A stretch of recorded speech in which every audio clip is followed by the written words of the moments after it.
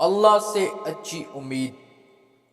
جابر بن عبداللہ انصاری رضی اللہ تعالی عنہ سے روایت ہے کہ میں نے حضور اللہ صلی اللہ علیہ وسلم کو ان کے وصال سے 3 روز قبل کہتے ہوئے سنا کہ تم میں سے کوئی شخص دنیا سے اس حالت میں رخصت نہ ہو مگر یہ کہ وہ اپنے رب سے حسن و ظن رکھتا ہو۔ صحیح مسلم۔ حدیث قدسی میں بیان ہوا ہے کہ اللہ تعالیٰ فرماتا ہے میں اپنے بندے کے ساتھ ویسے ہی معاملہ کرتا ہوں جیسے وہ مجھ سے گمان رکھتا ہے۔ میں اس کے ساتھ ہوتا ہوں جب وہ مجھے یاد کرتا ہے۔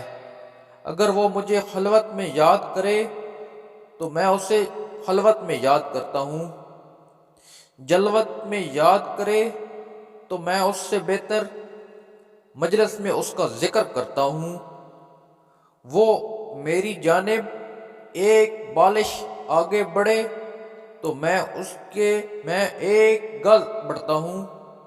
وہ میرے پاس چل آئے میں دوڑ کر اس کی جانب جاتا ہوں۔ صحیح بخاری، صحیح مسلم۔